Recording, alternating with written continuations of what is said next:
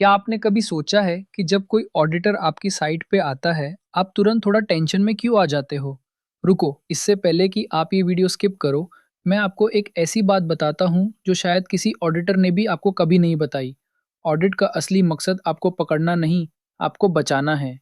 चलिए समझते हैं ये ऑडिट सिस्टम आया कहाँ से और बदला क्यों। पहले कंपनीज अपने अपने तरीके से चेक करती थी कि उनका सिस्टम सही चल रहा है या नहीं, लेकिन हर जगह का स्टाइल अलग था। किसी का स्ट्रिक्ट, किसी का बिल्कुल दिखावा। इससे प्रॉब्लम ये हुई कि अगर एक कंपनी दूसरी कंपनी का ऑडिट देख भी ले, तो भरोसा नहीं होता था कि वो जेन्युइन है या सिर्फ कागज का खेल है। इसलिए एक कॉमन, दुनिया भर में माना जाने वाला तरीका बनाया गया, जिससे चाहे ऑडिट दुबई में हो या इंडिया में, उसका मतलब हर जगह सेम रहे। अब जरा अपनी डेली लाइफ से जोड़ते हैं। जब आप कोई नया फ़ोन खरीदते हो, आप पहले रिव्यू देखते हो, प्राइस कंपेयर करते हो, वारंटी चेक करते हो, मतलब आप खुद एक छोटा-सा ऑडिट कर रहे हो अपने पैसों के लिए। वही चीज़ जब कंपनी अपने मैनेजमेंट सिस्टम के लिए करती है, उसे ऑडिट कहते हैं। फ़र्क सिर्फ इतना है कि वहाँ पैसा नहीं, किसी की जान और कंपनी का फ्यूचर दांव पर लगता है। अब एक सवाल सीधा आपसे, क्या कभी ऐसा लगा है कि जब ऑडिट होने वाला था, सब कुछ अचानक परफेक्ट दिखने लगा? फाइल्स तुरंत बन गई, रजिस्टर अचानक अपडेट हो गया, जो चीज़ महीनों से खराब पड़ी थी, वो रातों रात ठीक हो गई?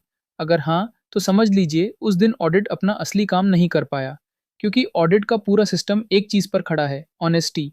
अगर जो दिखाया जा रहा है वही सच नहीं है, तो पूरा ऑडिट सिर्फ एक नाटक बन जाता है, किसी के काम का नहीं। यहाँ एक और बात समझने वाली है जो लोग अक्सर मिस कर जाते हैं। ऑडिटर का इंडिपेंडेंट होना बहुत ज़रूरी है। मतलब जो इंसान आपके सिस्टम को चेक कर रहा है, उसका उस काम से कोई पर्सनल फ़ायदे या नुकसान नहीं होना चाहिए। इसीलिए जब कोई अपने ही डिपार्टमेंट का, अपने ही काम का इंटरनल ऑडिट खुद करता है, वहाँ हमेशा एक रिस्क रहता है।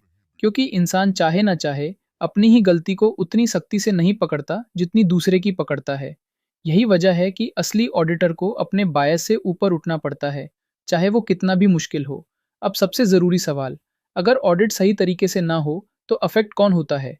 सबसे पहले अफेक्ट होता है वही वर्कर जिसके लिए सिस्टम बनाया गया था, क्योंकि जो खामियां ऑडिट में पकड़ी जानी चाहिए थी, वो छुप गई और अगली बार वही खामियां किसी एक्सीडेंट की वजह बन सकती हैं।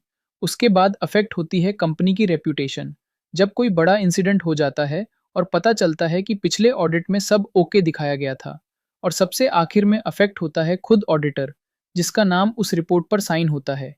जब सच सामने आता है, सवाल सबसे पहले उसी इंसान से पूछा जाता है। इसीलिए असली ऑडिट का मतलब है सिर्फ ये देखना नहीं कि कागज सही है या नहीं, बल्कि ये देखना कि जो लिखा है वो जमीन पर सच में हो भी रहा है या नहीं।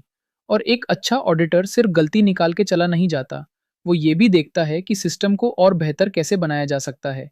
तो अगली बार जब आपकी साइट पे ऑडिट हो या जब आप खुद किसी चीज़ का ऑडिट कर रहे हो, खुद से एक सवाल ज़रूर पूछिए, क्या मैं सच दिखा रहा हूँ या सिर्फ एक अच्छा दिखने वाला तमाशा बना रहा हूँ? क्योंकि फ़र्क सिर्फ इतना है, कागज़ पर सब कुछ परफेक्ट दिखाना आसान है, लेकिन असली सेफ्टी तब होती है जब कागज़ और ज़मीन दोनों एक जैसी कहानी बताएं।